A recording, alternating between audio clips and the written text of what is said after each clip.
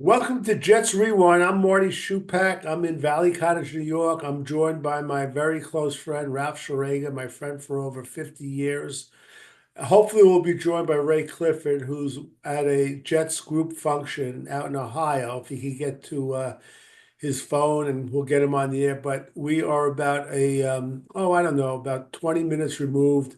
It's 7:32 Eastern Time. The Jets just had an embarrassing loss to Arizona 31-6.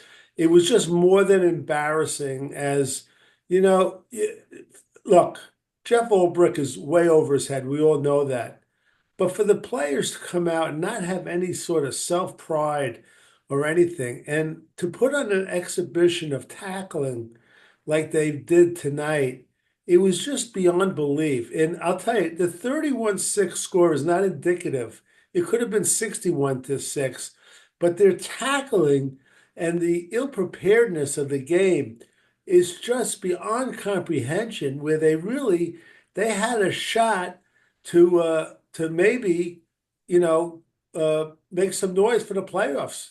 Things were falling in the right direction with them, with some teams losing that I was hoping would lose.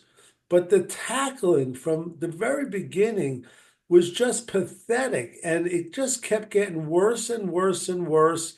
To me, I'm so tired of playing teams where we make the opposing quarterback look like he's a Hall of Famer, and it looks like they have read our playbook inside and out. And is right here, and I'll give you credit, Ralph.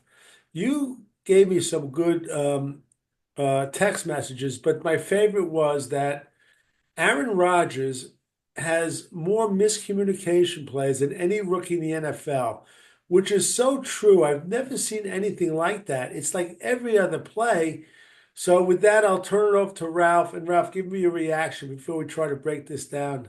Well, Marty, you talk about the tackling, and their tackling has been horrible all year. Today it was as bad as ever. And tackling is the most basic part of football. And they lead with the shoulder. They'll tackle high. They take bad angles. It's just such fundamental garbage. I don't know what their coaches are doing there during the week. To me, I wouldn't even have them practice because it seems to be making them worse. You might as well give them the rest. Uh, you And know, but let me just interrupt you. And the really the culmination was that play. I guess it was in the first or second quarter with McBride getting a pass, and our favorite defensive back, Sauce Gardner, number one, who it looked like he had him wrapped up. Then it looked like he had him wrapped up that he just gave up, and he just like thought to himself, "Well, I have him wrapped, so he's got to come down." Of well, course, again, he had him high, and the he guy's had a him tight high. end, Right. yeah, and Right. McBride shook him loose, went for an extra 10, yeah, 12 yeah, and yards. that was a third down play that would have changed things. The Jets have this phenomenal gift. If the team has 3rd and 8, they give up 9. If they have 3rd and 12, they give up 13. If they have 3rd and 18, how do they do it every game? It's over and over, and the Jets never make one of those long third downs. They never do. They just don't. In fact, you probably alluding to they had a play where it was like 1st and 17. It wasn't even third down. And I started writing it down, Ralph, because I knew you were going to bring this up. So I said, let me document every play. I believe it was a third quarter. 1st and 17. On the first play, they go 19 yards on a screen pass. It's just beyond belief. Really can't go into this in so much detail. I'm so sick. Adam Archuleta on one play when the Jets, yeah, they'd given up 3 long touchdown drives, and then they had another situation where it was 3rd and 9, and Adam Archuleta says, they cannot let him get a first down here. And I'm thinking to myself, you haven't been watching the Jets long enough, Adam. This will be a first down. 10 yards right over the middle, I think, to McBride. It's like, no, that's an automatic. I mean, that's like 3rd and inches for any Right. other team. Ralph, any guesses? Do you know what? I don't know if you heard uh Kyler Murray, his final stats were. Did you hear? Well, this game was, I think, the fastest game in the NFL this year because he didn't complete a pass. Yeah, it was like 24 for 26 or something. He was 22 for 24 uh, for 266 yards yards, one TD, and he ran in for one TD. He didn't even run in. He crawled in for a TD. And he had a quarterback rating of 126.7. My favorite play was when he's dropping back and McDonald is coming in on him, and off his back foot, he just like threw the ball up in the Oh, air. yes. And it was there for 10 minutes, and the guy still caught it with nobody within 5 yards It of was him. it was McBride. Yeah. Ralph, when he let go of that, because McDonald was right on, did you think he was throwing it away out of bounds? No, knowing the Jets, It was it was just incredible. I'll tell you. I think I would love to see the Jets highlight film this year if you take all their embarrassing plays. I mean, it would be about 4 hours worth, but it would Right. be fun to watch. Yeah. Now also, I got to tell you, because I was watching some of his press conference right before we came on. It's the Raymeister. Yeah, and Jeff Ulbrich, he's talking and he said, "I thought our early drives were really good, though we couldn't get in for a touchdown." Jeff Ulbrich, he's got to learn a game like this. The first thing you got to say up there is nothing good happened in today's game. Zero. Zero good happened. Every aspect of the game, all three phases, we lost. Coaching, we were outcoached. Don't come up there and say they were driving the ball really well. They just couldn't get it in the red zone. Ray, are you with us? They just Yeah. couldn't get it in the end zone. Yeah, Can you hear me? In the I end zone, mean, yeah. All right, Ray, we hear you, but we don't see you, which could be a Yeah, I'm problem. not sure. Let's see if the camera will work. I'm in the car though. It's probably not going to show Oh, there you anything are. else. That's fine. That's fine. Ray is he's so dedicated. He was at a big to-do out in Columbus, Ohio. They had a big banquet for 2,000 Jet fans, and Wayne Corbett was honored. Is that right, Ray? Yeah, oh yeah. They were all there. Klecko showed up and really, everybody. how was the food? That's the important question. Hope they didn't eat before the game. But anyway, Ray, we're just beside ourselves. And Trying to to fix me, something. the main theme, what I said was forgetting about how over out coach he is over his head. Ray, you look fine. Don't adjust a thing. Trust me. He's Best I've over looked yet. he's over his head, but the quality of tackling that keeps getting Horrible. worse game by game, and then in game from the first quarter to the fourth quarter, it gets worse and worse. It's just incredible. So, Ray, give me your thoughts and tell me about the people, what their thoughts were. It was a pretty quiet place this time because what are you going to do? I mean, when they punt the first time in the end of the third quarter, they finally punted once. We couldn't stop them the whole day, and it was chunk yards too. It wasn't like it was like they ran for a couple yards here and there. They ran all over them, and when they weren't running on them, that McBride, who I can't remember where he went to college, but I don't think he's the All Pro we made him out to be today. But He was supposed to be the best tight end in the draft his year. They really built him up. Colorado State, Ray. Yeah, yeah. Okay, yeah, I remember him now. Yeah. Yeah. I'm not saying he isn't a good player, but we made him look like, Right. the next coming of Gronk or Kelsey or whatever. I mean, he was doing everything for him, but I think the tackling was a lot of it. We couldn't get any real pressure on Murray most of the game. We had a couple times we did there, but it just was a frustrating game to try and watch and not feel like we were out of it almost from the get-go. And they didn't look prepared. They were flat. Tackling was horrible. Sauce, I didn't even know what to say on Sauce's tackling. And the offense, the line again, not a lot of protection for Rodgers, but Aaron doesn't look like he doesn't look like he's in, sync with anybody hardly. If it wasn't for Garrett Wilson, I don't think he'd have completed more than 3 passes. Yeah. So I don't. It seemed like some of the receivers were zigging and he was zagging with the ball. Yeah, It's it just was like just way incredible. off. Why is a 40-year veteran like out of sync with Ray, like way more than any of these rookie quarterbacks. He's been doing this all year. I mean, what is it? Does he think that they're supposed to be able to read his mind? I don't understand it. Well, And why is he out of sync with Devontae Adams? yeah, Jeez.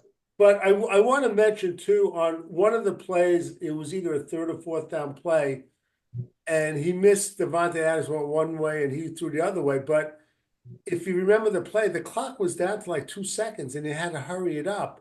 And I can't understand why he has to start the play or everything within like 2 seconds of it going to zero. It made no sense to me. I want to ask you, while we're talking about Devontae Adams, Ray, did you think he should have had that touchdown pass, or do you think there was too much chaos with that guy's hand in the way?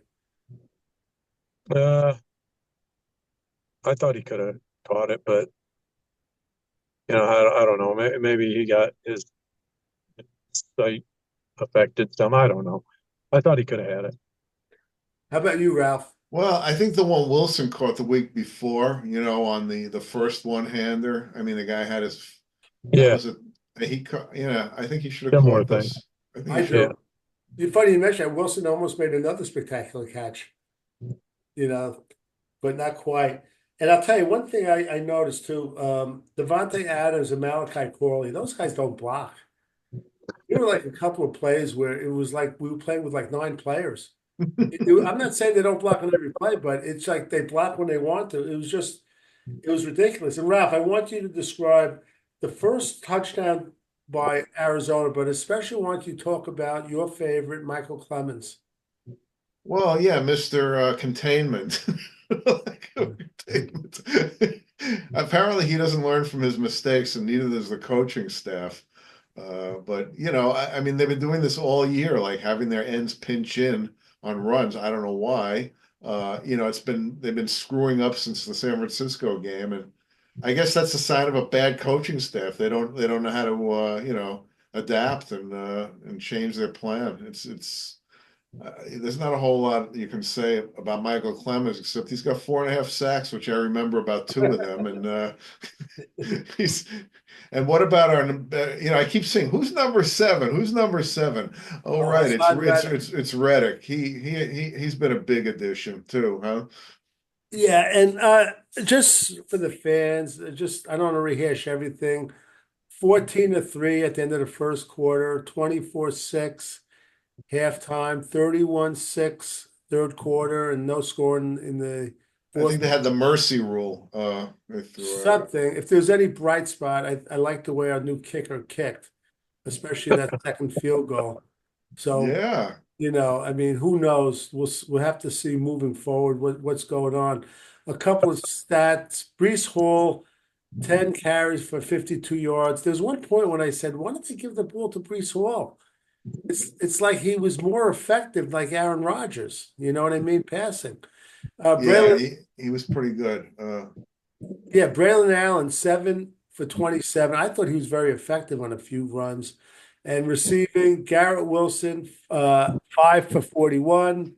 Breece Hall, 4 for 31. Devontae Adams, 6 for 31. Ruckets, 2 for 17. He had a nice third down play. Ralph, your man, Isaiah Davis, 1 for 10 yards. I think they should run Allen on the outside. Todd Downing, he was doing a lot of hurry up. He was mixing that in there. But I'd like to see him get a Ray Allen, Braylon Allen on the outside occasionally too. Right. Yeah. Well, not that it's going to make the difference to this team. And each with 1 catch, Tyler Conklin, Braylon Allen, Kenny Yeboah. Malachi Corley had a catch for 2 yards. Big one. That was a first down. I think it was a first down. I think that made up for everything else.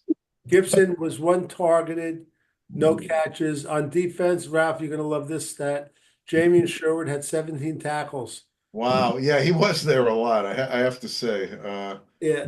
His number was there quite a bit. Tony Adams had 10 tackles. He did some sloppy tackling at times. Yeah, Quincy Williams, who had the hit of the year. Yeah. I was surprised Kyler Murray got up. Ray, what do you think when you saw that Quincy Williams hit on Murray? That was the one time everybody in the bar went absolutely nuts. It was great. I know we couldn't even get a fumble recovery out of it. It was just ridiculous. I It didn't was know he fumbled till I saw the replay. I was surprised he didn't. Then I saw the replay and he did surprised. fumble, Yeah, but he landed on it.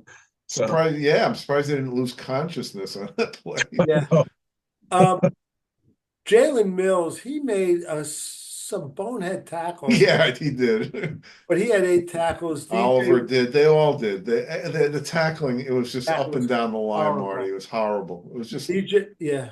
I think part of it by the third quarter they were quitting. They Oh really yeah, did. yeah. Yeah. Reed had 4 tackles, but it was like He didn't play well. a man against a boy when he went up against Harrison on that touchdown pass. It was ridiculous. And Yeah, and that interference play where he was like, face guarding, it was yeah, so, I mean, he didn't even make an attempt. It was just, right, right. And like I said, our kicker Spencer Schrader had two for two field goal attempts, and one was for 45 yards. So that look, there's no silver lining. I was really hoping they would win so they could win this today and next week and go into the bye week. You know me, I always had hope, but right now I can't help but think the season is without a doubt over. And again, like I said, you're going to see starting next week a lot of Colt fans there, and another indication too. You see the visiting team have a majority of the jerseys. You're going to see a lot more Jets on the injured list as as the weeks go on. It's going to happen more and more. It's just a fact of life psychologically when the team is. Colts aren't exactly tearing it up either. So Who's that? the Colts aren't exactly that good either. So I don't know No, who's gonna that's come true. from there. Yeah. So, I don't know what else to add at this point. I think we might, Well, the only thing I can say is knowing the Jets, they will win a few meaningless games at the end of the year, so they have a crappy draft pick because they don't do anything right ever. As far as I'm concerned, I think after this year, they need to change the colors of their uniform. So, because there's something jinxing about this green and white stuff, go blue and orange or something, or I don't know, well, Yankee it's time to pinstripes. start, considering who they're going to keep and who they're going to get rid of and blow this thing up because there's no real option in trying to keep this no, list. you got to blow it up. I mean, I would trade Queen Williams. I would trade assets. It's so important as you guys both say the head coach is the key in the NFL. That's it. And I don't know what candidates are around. It's going to be fairly competitive because now they're talking about the Giants might be getting rid of their coach at the Oh end. God, I would assume so. They Yeah. lost to Carolina. Wow, So that's the kiss of death. By the way, Jonathan Gannon is a defensive coordinator. That's where he got his chops. And just another example that if you're a good coach, you should be able to coach either side of the ball. I want to get the best coach available, not just a guy because he's on the offense. If it happens to be an offensive guy because we think he's good, that's fine. But I just want to get the best guy, and it's not going to be easy getting the best guy because this team doesn't have a quarterback for the future. that's right. And Raf, I want to ask you and Ray, who's the guy? He's right now. He used to coach Arizona. He's the offensive coordinator in Washington. What's his name? Came from Something like that. what? Ray, your audio is not that good. So What's his name? Steichen or something like that? no, he's the guy that coached Kyler Murray in Arizona. Remember? Oh, I mean Cliff Kingsbury? Yeah. What's your Oh opinion about him? no, I don't want him at No? all. Okay. He reaches his level as an offensive coordinator. He's not a head coach, yeah. Well, who do you like as a head coach? Any Well, I mean, I talked about Brian Flores in an earlier show. I like him. It's true. I haven't thought about it too much. Don't know if I want to go into the college ranks. Most of them don't make a good head coach in the pros, but the ones that do, you just never know who's going to be. Yeah. I don't know. I guess I'll have to think about it a little more. Okay. And Ray, what about you? Top of your head? I kind of liked Flores. I think he would be great. I love that. Who? Flores, Brian Flores. He's up Minnesota now. By the way, Sam Darnold had 3 picks today, so he's But not a- I'm not. I'm more concerned about players right now than coaches, and not so much the roster, but who are we gonna get rid of?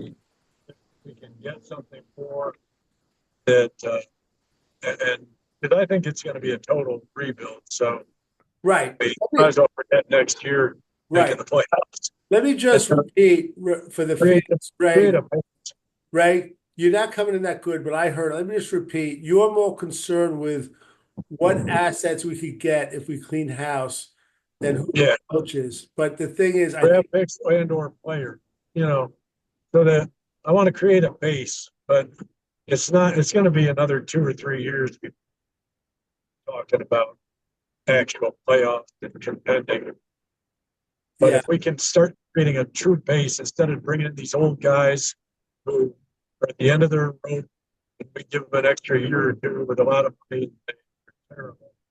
Just bite the bullet, get young guys in here, get some younger players in the trade too if we can, and create a solid base and go from there. Not this, patchwork crap we keep doing like with our offense.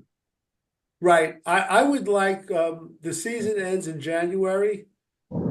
I guess the first or second week. You see, Oh, for the Jets, it's the first week.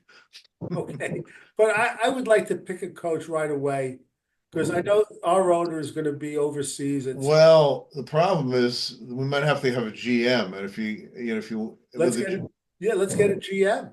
yeah, well, unfortunately, the process for getting a GM if you're going to clean house for the Jets is always a big deal, and I don't know if they can do it right away.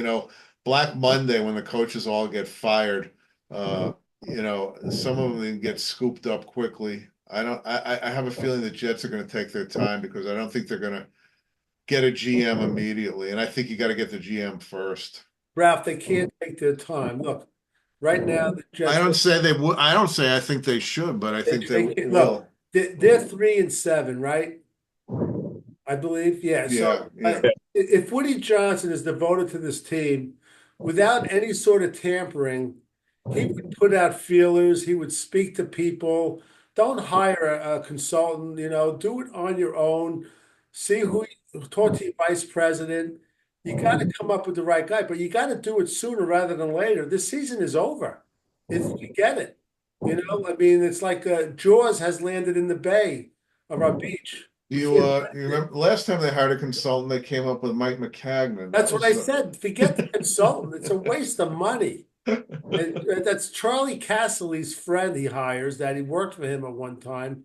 yeah. That was a horrible pick. Now we all think Joe Douglas was a good pick, but he's going to be gone too. So, all right. Anything else? This is kind of a shortened show because we have to try to turn the page to this chapter. So, anything you want to add, Ray, as you're heading to Yeah, your that's next gig? not it. I mean, it's on to next year. I mean, now we can put all slightest talk about. We Yeah. can still make the playoffs garbage to bed and let's get on with next year.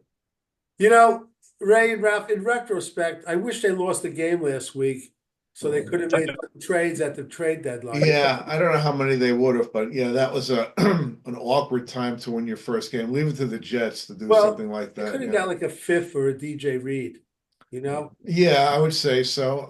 You don't think they would have the nerve to trade Gardner? I don't know what he's Oh, worth now. I don't know what he's worth. You're not going to get much for him at this point. Incredible. I mean, talk about a star that is.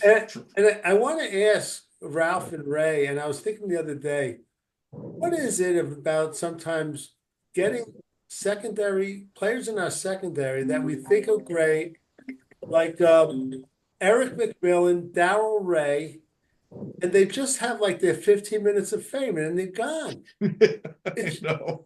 The At same least they had about 4 years. Sauce had two, maybe 1.5 one and a actually. half. I mean, Yeah, 1.5, I'd we say. even Ralph, us three were the only ones saying, even in his rookie year, that he's a great cover guy, but he can't tackle.